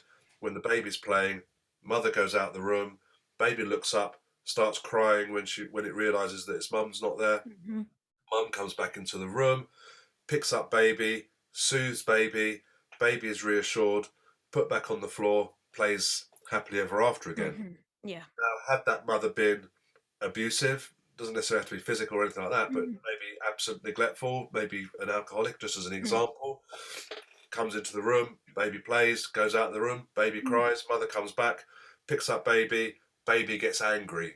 Yeah. Baby gets angry at the mother. That would then indicate an insecure attachment style you then take into your adult life. So that when you start to create those peer friendships as well, your context is so different from everyone else's, because you now need reassurance. You now need this approval from your peers to be okay. You don't get that approval from your peers and that reassurance that you're a nice person, you're good, you're good looking, you're intelligent, good at sport, whatever it might be. That's going to play on your mind, surely. That's going to now form part of your narrative, which says, I'm not part of this, I don't belong, I'm not valid. You can see now why kids might find themselves in a really difficult emotional position of not understanding. It's automatic though, isn't it? That's a subconscious feeling. You know, they didn't choose that. That just happened as a consequence of all these little things that happened in their life. Yeah. What would you like to think if you were to watch our conversation back a year from now? What would you like to think as a result of seeing it? I'd like to go, fucking hell, look what I was like then. I'd like to think that if we had this conversation in a year's time, it'd be a very different conversation to the one I'm having now. I'd like to be able to look back with the benefit of hindsight and say, well, I'd like to work through the book. I'd like to think that I've learned some lessons from it, that I've started to identify my patterns, that I can actually make conscious decisions to look at my emotional responses to situations, that I can actually pause in thought and think, right, okay, why am I feeling like this?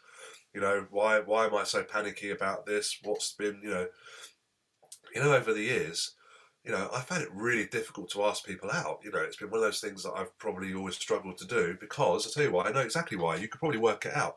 If I have an anxious attachment style, why do I have such difficulty in asking people out? Well, obviously it's because I don't want to be rejected. So therefore, I'll always create a scenario where I know the answer is going to be yes. Yeah, so I will flirt, whatever, like a complete knob. I'll be as entertaining, as engaging as I can be. I'll try and gauge the response and try and work out from signals whether it's working or not. And then if I'm absolutely certain that the answer is going to be yes, that's when I'll ask the question. Because I feel like in a year's time, if I've worked through those issues, I can ask someone and be unoffended if the answer is no, you're a prick, Stu. I think I'll accept that and think, yeah, you're probably right, and that'll be okay. So I hope that in a year's time, this will be a watershed moment for my recovery in a way. Where would you want your focus to be instead? Because it seems to me like you it's important for you to have a something that is your point of focus.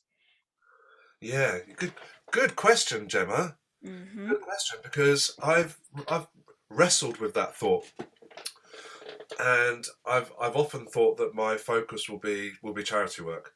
I've often thought that that will be my legacy in a way, that, you know, I'll get more involved with OLLIE, I'll get more involved with SOBS. There's a question mark over whether I might try and get involved in some adoption work as well. I create a community for people that have been adopted to provide them with support. So I wonder whether that would be a focus for my attention, because I'm starting to accept. I haven't given up on it, but I don't know for certain, but I don't think that my vision of that ideal relationship that maybe I thought was possible. I'm not saying it will never happen, but I'm just less inclined to think that it's as likely as I thought it was.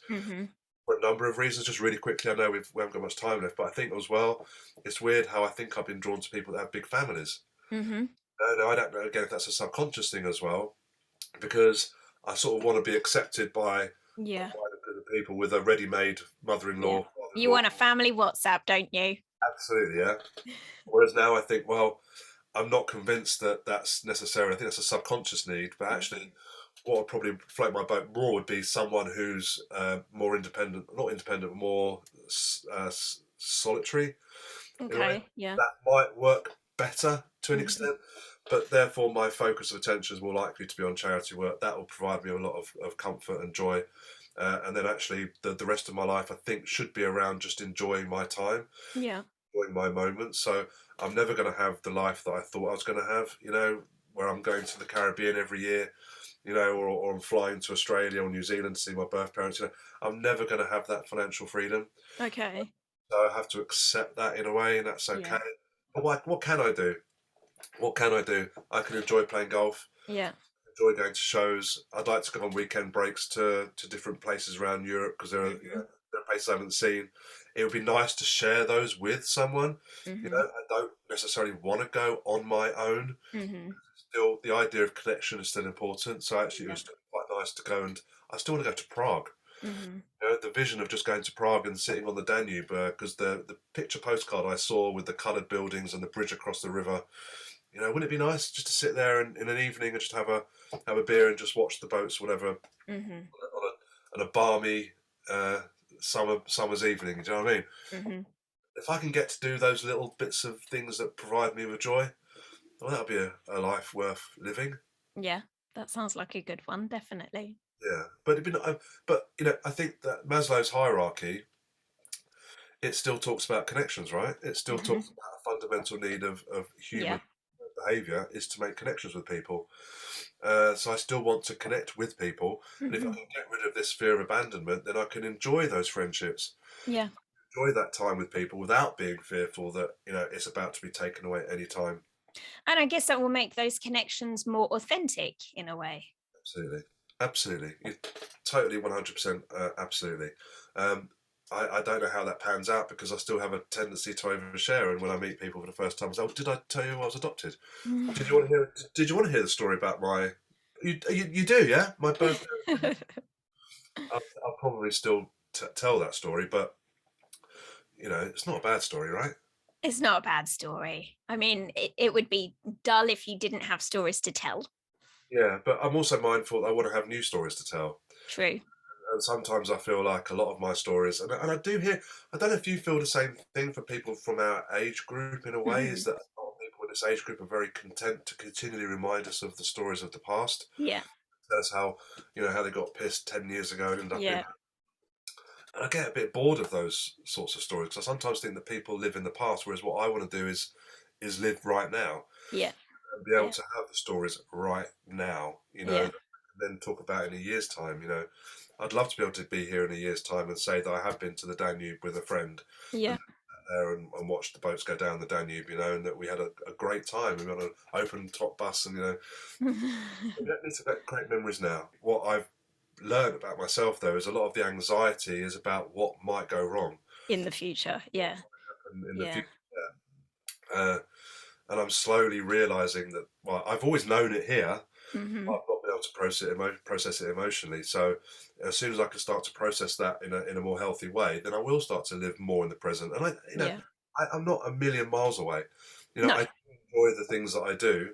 I suppose the last 6 weeks, though, have been a real ball ache. They've really affected me because I didn't see it coming. I didn't imagine that this time 6 weeks ago I was going to be sat here having had a number of meltdowns, having had a sort of like bomb thrown in my life about the adoption and the PTSD and all that sort of stuff. I didn't know that was all going to happen. But you have to be grateful that it has to an extent, because otherwise I'd have carried on blissfully ignorant and would have found myself having another unhealthy relationship at some point, or making more bad decisions at some point in the future, which may have led to more catastrophic things that have happened. But I guess this whole purpose behind this conversation really is to remind me and you and all of us that we can only take responsibility for ourselves, but we can only do it one day at a time, and that's got to start today. So everybody, what did you think about that particular conversation? I think you will notice that we went down quite a few different rabbit holes there. And I would also say that what I notice is that there are very specific events that have happened throughout Stuart's life that he is still holding on to the meaning that he gave those old events in the same way now. And that is an area that I think is a place for him to grow and work on reframing, so that he doesn't necessarily have to tell himself the same story any longer.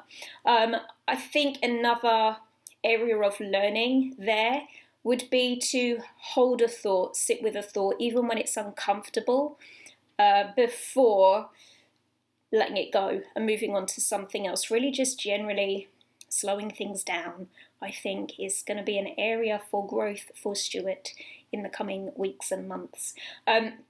One thing you will notice is he's clearly very knowledgeable. He's learned a lot about himself and the different conditions that he's experienced throughout his lives. And I think that whilst knowledge is power, a lot of people that go through training to become a doctor, for example, they will diagnose themselves with everything in the medical dictionary, because we're just kind of wired to self-reflect and go, is that in me? And I think that that's something that at times might be happening for Stuart as well. However, we can see that this is a man who is growing and evolving, and he is on a journey to better himself in many, many different ways. I'm going to be very interested to know what his perception is of himself looking back on the conversation, particularly in respect of his approach and style around how he engages just in the nuts and bolts of a conversation. Now, obviously, this is a really unusual platform to have a conversation, because, people are coming on the podcast to talk about themselves and showcase themselves. And so that does mean that they are going to treat it as an opportunity to just sort of go and verbally get everything out that they might possibly want or need to. I think that when he looks back on it, whether he thinks that, that was a sort of even exchange, or whether he looks back on that and sees it, I think he may have mentioned the word manic at times throughout the podcast. I don't think I trimmed those particular bits out, even though I don't feel that mania is the right description of how he converses. You may have noticed that at some point I used the term bulldozering. I maybe should have enforced that hint a little more strongly than I did. All right, so what else did I want to say? Yeah, you will notice too that Stuart has quite an external reference for knowing when he is doing well or knowing when he is doing better at something. And many people do have an external frame of reference. So how do you know when what you're doing is good? Because other people tell me. It's also really important to be aware if that is your frame of reference, because sometimes other people aren't going to have your back, or they're not necessarily going to agree with the decisions that you're making. And being able to self-soothe, I can never say that properly. Being able to self-soothe is an important process if there are aspects of your life when you're going at it alone and you're also someone who needs external validation. So just, take some time and have some awareness of that. Overall, I would say this. I think the topics that we talked about in this podcast were very sensitive, very sad in some cases, and just very challenging life experiences for any one person to have to go through in their life.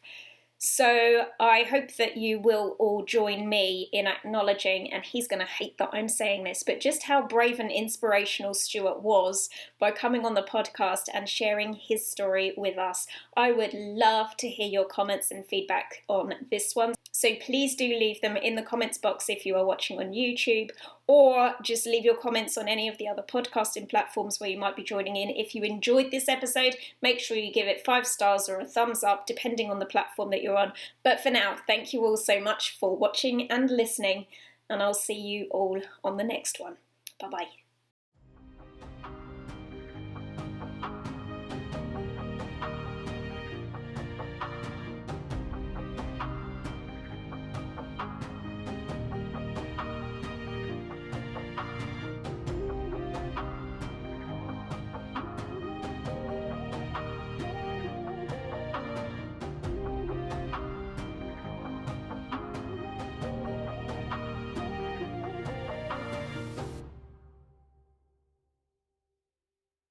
The People Building podcast was produced and edited by Gemma Bailey. You can find out more information about our products and services on peoplebuilding.co.uk, where you can also join in the conversation around specific episodes. The information, opinions and recommendations presented in this podcast are for general information only, and any reliance on the information provided in this podcast is done at your own risk. It should not be considered professional advice.